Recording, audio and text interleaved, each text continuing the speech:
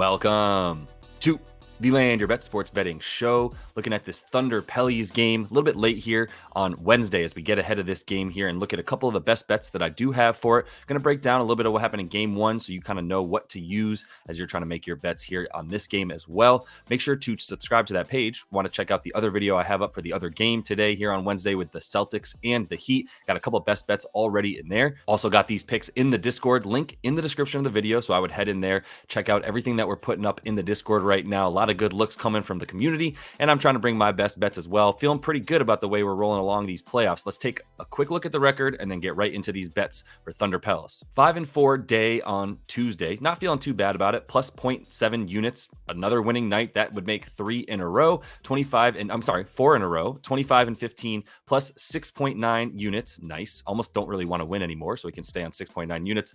But we got to keep going. So look at how we did here and really felt good about most of these unders that we had. And then the sides, couple of bets that we made in the live stream that didn't work out. And Ant Edwards and Nurk were from the video from last night that didn't really quite work out, or a couple nights ago, I should say. But we still feel really good, like I said, about making almost a unit. Always going to take a winning night. Let's get right into these bets I've got for Pels and Thunder. We know Zion Williamson is still out and is going to miss these playoffs, but everybody else is going to be in. Trey Murphy slides into the starting lineup, played 44 minutes in game one to lead everybody on the Pelicans. And I think we'll continue to see a lot of that from Trey Murphy as his play on both sides of the court has been absolutely incredible so far in the playoffs and in the play-in. For the Thunder, completely healthy, and that's been a big calling card for them all season, is that they've had everybody that they've needed for almost the entirety of the season. And when they're in that situation, they have a very, very, probably the deepest lineup in rotation for sure. Daigneault went to, I believe, 10 dudes in game one there, which is a little bit odd, or at least it's not as common, right? Once you get to the playoffs, you usually see 7 to 8 man rotations, but he trusts all these dudes on his team, and that's actually helped them stay alive during the clutch time, where they're not really tired at the end of games because they've had a good amount of rest for their starters. So we'll see how that plays out in game two. Key stat here to look at on this one is going to be the rebounding. And it was basically Daigneault and the Thunder saying, like, we know Joval is going to get a ton of offensive rebounds and we know he's going to camp down low, but they're not that worried about it. It seems like they're like, look, if he's the only one getting those rebounds down low, we're fine with that. That's not exactly a winning strategy if we can shut down the other two dudes. And they definitely did as far as shutting down Brandon Ingram and his field goal percentage. You see a lot of misses there for that for that Pelicans team, 37 of 96, which was only good for a 38.5% field goal percentage, which seems to be becoming the norm for these playoff teams as there's been a ton of terrible shooting in the playoffs, as a lot of teams have been like 5 to 10% worse on their percentages of their shooting. And that's the case for the threes as well for this Pelicans team, who put up 39 threes, but only hit 11 of them.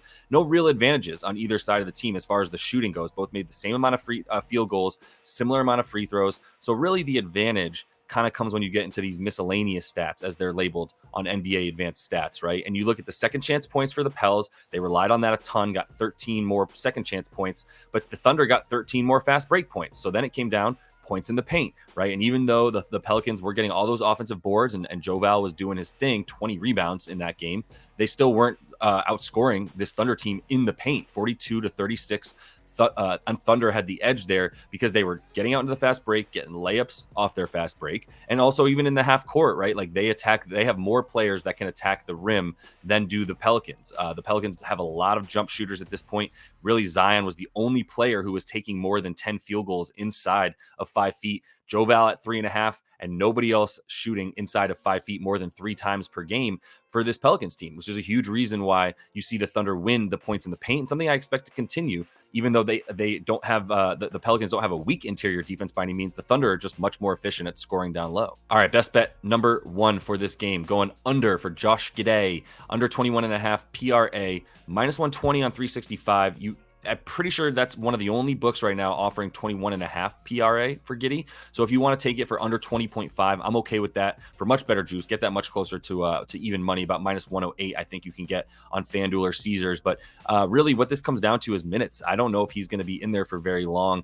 Once again, in game 2, we saw Cason Wallace come in and be Mr. Steal minutes as he played 19. So did Josh Giddey. In fact, Cason was out there in the fourth quarter just playing incredible defense. And after watching the Pels really build a lead in that game for a while, based on 3-point shooting, they knew that they needed much better perimeter defense. And Cason Wallace is already a top 10 perimeter and wing defender in the league, like absolutely special on that side of the floor. And that's why he got those minutes in the fourth. And then if you look at the touches for Giddey, just not involved at all. He only had 11 touches on offense on the offensive side of the floor. Like he got a couple rebounds on the defensive side of the floor. But other than that, like he was not involved in that offense.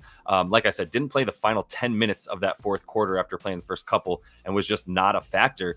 6 field goal attempts, 2 potential assists, and 7 rebound chances. That's not enough to get him to 22 PRA. So there's the possibility they plays a little bit more, but I don't think he's going to be as involved in this offense, even if he does get a few more minutes. The Pelicans don't really play this sag off and let dudes shoot kind of defense necessarily. And I don't think they're just going to, game plan to allow Giddey to shoot and no one else to get their shots off. We only got 6 of them in this last game and really wasn't left uncontested very often. So we like him to go under 21.5 PRA tonight. One more play before I get out of here, because we've got that live stream, 5:30 p.m. Eastern. Want to remind you about that. Make sure you're jumping in there when come in. I'm going to have a very special prop guest on today at 5:30 p.m. So jump in there to get a few more bets from us, and then you give us what you want to look at in the comments, and we go through that and see if any of these looks are worth placing a bet on. But for now, got one more here, which is Trey Murphy, game leader in 3-point makes, and that's something you can find on DraftKings. Get it at plus 265. Going to put a half a unit on that to win 2.5 times my money,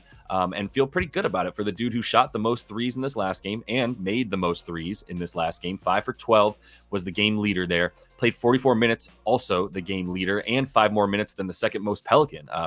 CJ McCollum played 39, and you had Brandon Ingram in there with 37. But Trey Murphy is too important on both sides of the floor for this team as their best 3-point shooter and second best defender for sure after Herb Jones, but nobody else really nearly as good as he is at this point. And so he's been relied upon to really defend guys like J-Dub, Jalen Williams on the Thunder.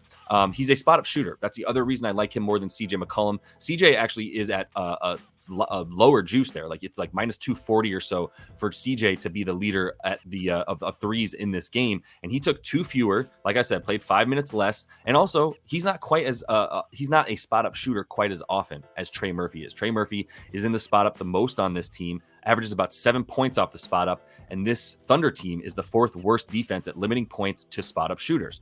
So CJ playing a little bit more point guard, having the ball in his hands and taking shots off the pull up, that's not quite the same sort. That's not the level of vulnerability that this Thunder have nearly compared to the spot up stuff. And for Trey, I like the fact that there's still room for improvement. Like he was only 6 for 15 on uncontested field goals in that game. If it was like a lot of wide open shots that he was just making all over the place, and maybe you think the Thunder are going to tailor their defense a little bit more to guard him outside the 3-point line in game 2, I don't see that as the case. I see everything that we saw in game 1 being very repeatable here in game 2. I expect another very close one. I think the Pels are a good cover at plus 7.5, so I would go ahead and feel good about that if you wanted their to take their spread. But most importantly for this one, Trey Murphy to hit at 4 to 5 threes, and I think that'll be good enough to lead the game in 3-point makes. 3, 2, and 1. And that is all the time that I have for you guys in this one. Make sure you do jump in that live stream, 5:30 p.m. Eastern today. Also going to have that moving forward every day. On the weekdays, it's 5:30 p.m. And then on the weekends, 2:30 p.m. Eastern. Check out the Discord. The link is in the description of the video. Subscribe to the page if you would. Super helpful if you enjoy what you're getting to help me keep bringing you guys this information as we roll along in these playoffs. Until I see you next, happy betting.